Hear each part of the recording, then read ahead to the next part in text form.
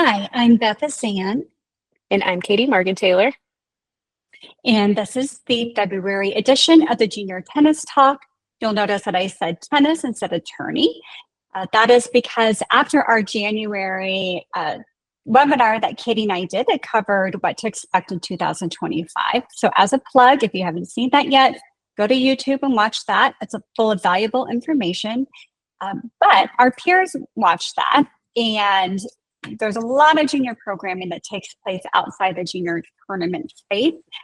And by watching what Katie and I were doing, they had all kinds of ideas on ways that they like to contribute to this series and provide you with information for your players or for you as a player on ways that you can continue to play through USTA outside the junior tournament space. So be on the lookout for more information to come on that front.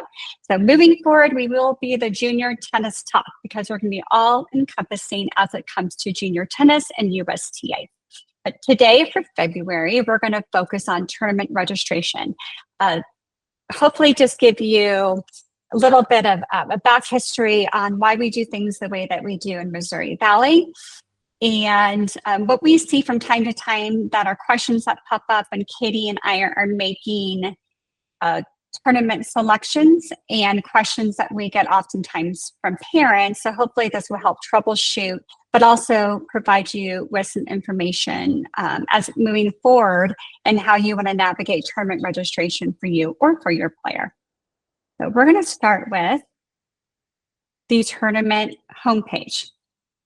Then from there, we're going to dive into our option that we provide in USTA Missouri Valley in respect to the multi-age registration. And then we're going to dive into tournament registration. And then Katie is going to take over and talk about doubles registration. The tournament homepage. So ideally, when you are looking for what tournament you want to play or your player would like to play, you will find all the information that you need to know on that tournament homepage. However, I understand there is some inconsistency from district to district or section to section. So hopefully, if that information is not living on the tournament homepage, there will be contact information that you can find to help put you in contact with the right person to answer questions that you have about the tournament. So I'm going to go ahead and link to one of our tournament homepages in Missouri Valley. This is going to be for our upcoming, it's not going to let me do this here. Bear with me. Okay. So this is for a tournament that exists May 31st to June 2nd.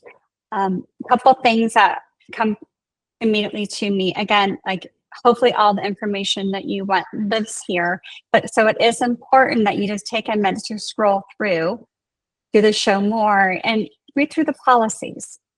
So this is tournament to tournament. Every tournament director can do things differently. Their facilities are unique versus indoor versus outdoor, depending upon where they're situated. A lot of the tournament directors will put communication specific to that tournament on this tournament homepage. Additionally, as you scroll through and hopefully see host hotel information, restaurant information, down at the bottom, you will see the contact information for the tournament director for that tournament. This is where you would go to email them or call them. One thing I also want to note that I think is just a good checks and balance when you're registering your player for a tournament is once you've completed the registration process, go back to that tournament and come to the players tab and just double check that you see your player's name listed here. You probably will need to select the division you've registered for in order to see them, but just to double check, they'll also populate on all events as well. But this is important because in Missouri Valley, we do not accept late entries into our tournament. The exception being that if you can take a timestamp to show that you've encountered technical difficulties, and that timestamp is on before the entries close at 4:59 p.m. on that Wednesday. In those situations, I can add a player to the tournament, but without that proof, I'm not able to. So please take the time to confirm that your player is registered.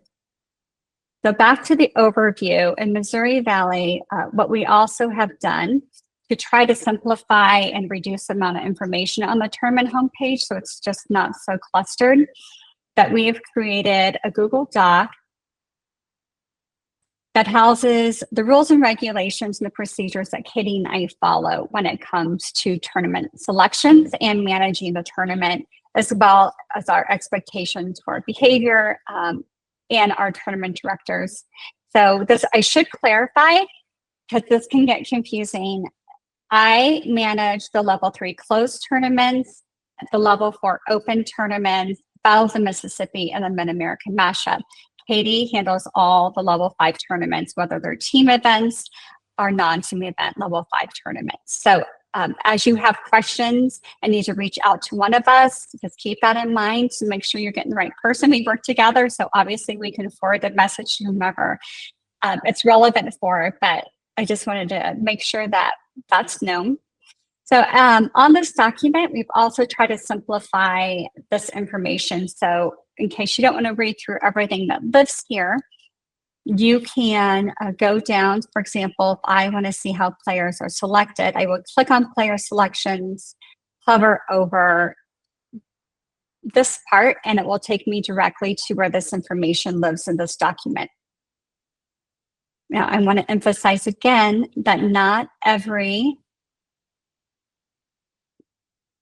section or district is going to have all this information available to you on their tournament homepage.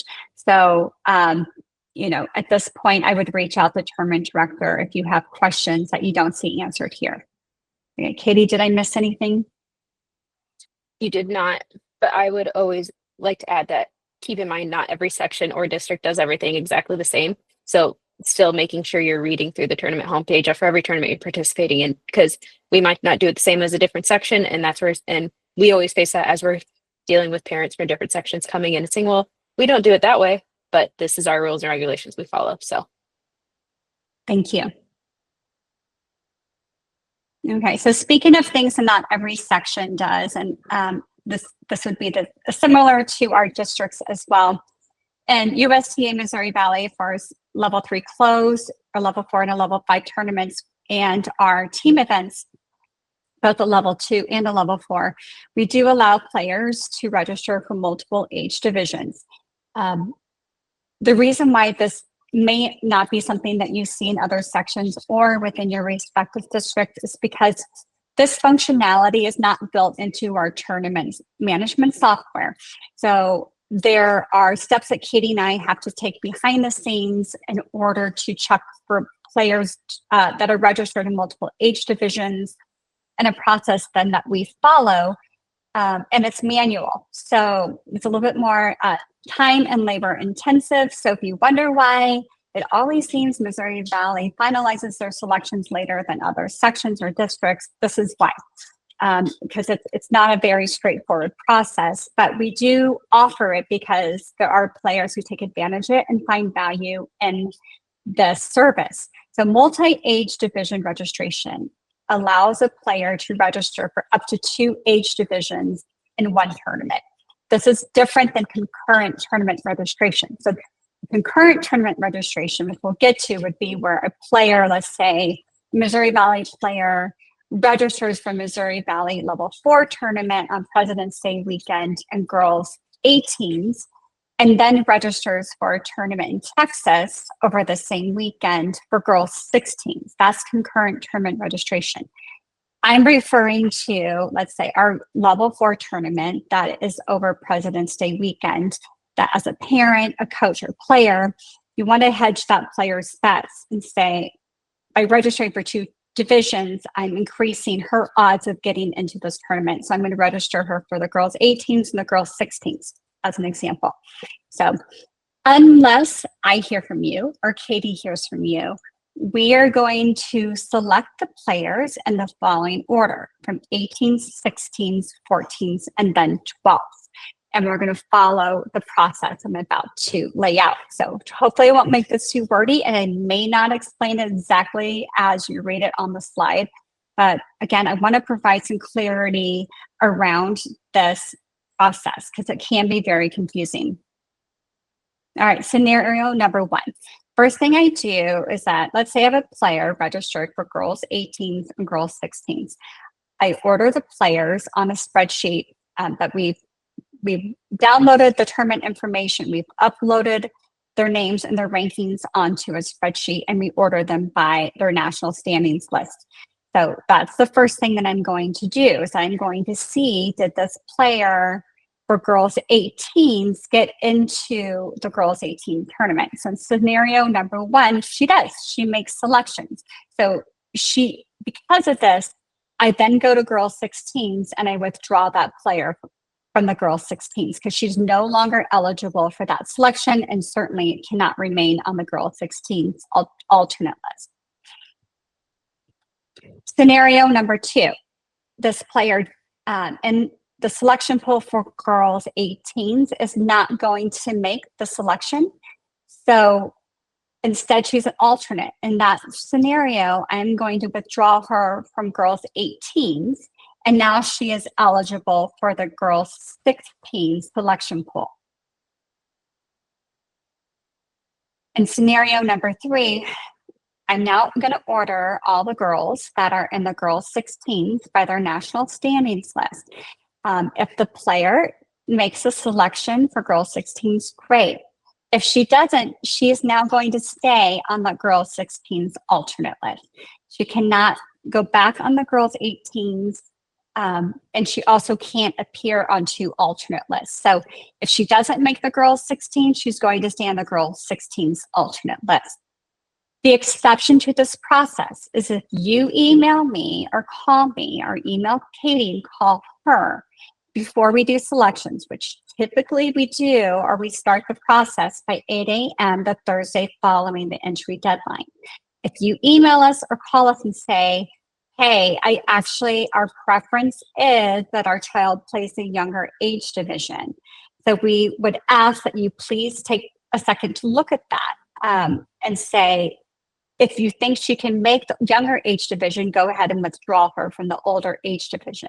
But unless you tell us that that is what you want, we are going to follow this process as it's spelled out here. So, Katie, anything you want to add to that? I have nothing. Okay, great. Okay. I do want to make sure that this is noted because it's important and it can cause some confusion, because sometimes we have situations where a player says, well, I'm going to play girls 18s with this person, but I'm going to play girls 16s in singles. The player has to play in the same age division for singles and doubles. So in Missouri Valley, I want to make sure that that is noted. So if you get that email from us and you're wondering why that is, it's because it's not allowed in our rules and regulations. And as it relates to doubles, and I know Katie's going to emphasize this, but we also do not accept late entries in for doubles. So sometimes players only register for singles. Once they make this singles main draw, then they're like, sweet, now I want to play doubles. And then they put in a request to play doubles. We're not going to let you into that event. You must enter by the entry deadline. And I have to tell people no a lot on that front. I don't like to do it, but we have to uphold our regulations. So if you think you might want to play doubles, please register. And Katie's going to get into this in a minute. And you always will have an opportunity to withdraw from doubles, but you play it safe and register for both. Okay, concurrent tournament registration. I'm going to go back to that example that I used. This comes up from time to time, and it is a friend at court violation, and it does result in 4 suspension points. Now, there's inconsistency from section to section and district to district as to how this is enforced. So when in doubt, contact the tournament director for both tournaments and ask if this is something that is allowed. Missouri Valley does allow, not all the time, but in some situations, we will give permission for concurrent tournament registration. But to be very clear, you must get writing from either myself or Katie, both tournament directors, for the tournaments that you want to register that player for. That, again, that permission must be in writing and needs to be very clear to say, I would like to register my player for the girls 18 tournament in Kansas City, and the girls 16 tournament in Dallas, Texas. My preference is to play the girls 18 in Kansas City, but if she's not selected, I would like her to play or be eligible for selections for the girls 16 in Texas. You must have permission from the sanctioning authority and or the tournament director in order to register your player for more than one tournament. Katie and I, as a policy, if it's brought to our attention that a player has in fact registered for more than one tournament, and we have not given permission and the tournament director has not given permission, we are issuing 4 suspension points. For everybody generally will have a good reason for why they want to do something. But for us, we feel like we need to uphold our regulations. We need to uphold the regulation as it's written in your friend report. And we need to have consistency. We can't be picky about which player we do this for and which ones we don't. So we're going to be consistent across the board. So please know, I'm telling you now, we will issue suspension points if we do not have permission in writing and evidence that that permission was given from both tournament directors from both tournaments. Okay. Katie, did I leave anything out? You did not. Okay, great. So I think I'm going to stop talking. I'm going to turn this over to Katie. All right. So we're going to look at doubles registrations now. Rule of thumb, it's best to secure a doubles partner by the entry deadline. It's easiest for you, it's easiest for the tournament director, and it's one way to just guarantee doubles is going to happen if you get selected. So looking at doubles after the entry deadline, so the Wednesday entry deadline that we have, by noon on Sunday, if you have not selected a doubles, registered with a doubles partner, you can, one, email to confirm your doubles partner with the tournament director. However, in this case, make sure both parties are emailing the tournament director because they need confirmation in order to pair the players together. If you don't want to play doubles anymore, you registered without a partner, by noon again on Sunday, make sure you email the tournament director and let them know that you want to withdraw from doubles only. If the tournament director doesn't hear from you in this case, they're assuming that you want to play doubles and they're going to place you in the blind draw and they're going to put you into the doubles draw if you make it. The other thing I want to talk about is the order of selections, because it can be kind of confusing if you get an email saying you're on the alternate list for doubles after selections. If both singles players who are paired together make it into the main draw for doubles, if both doubles players are paired together, at that point, we put you into the main draw for doubles. If one of or both of the players are put onto the alternate list for singles, we take those players and we put them on the alternate list for doubles. We do that to avoid charging a player who potentially won't want to come play, because the moment we put you on the main draw list, it charges you for that event. And so in an effort to avoid charging a player who potentially doesn't want to come just for doubles, we put you onto the alternate list.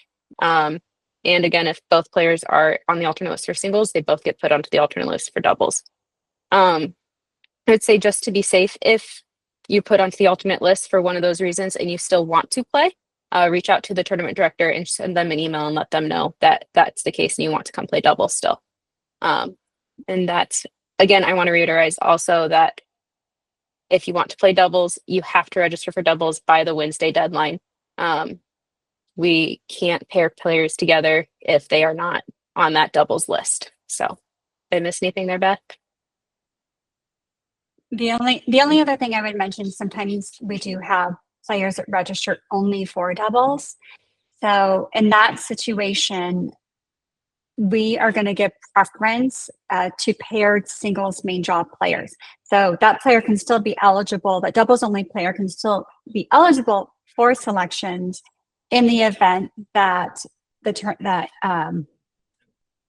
event does not fill with singles players that are paired with other singles or alternate players. So just note that it's not often that we see someone only playing doubles, but it does come up from time to time.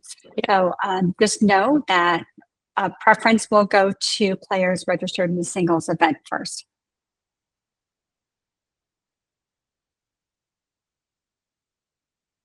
Okay. All right. Well, that's wrapping up our sort of questions that we get a lot of and the procedures that Katie and I do as it pertains to tournament registration. If you have any questions, our email addresses are listed here, and we will have those links in the bio on the YouTube channel. But please reach out to us. We're here to help, and we just thank you so much for taking the time to listen to us today. And we hope that you found this to be helpful. Thank you.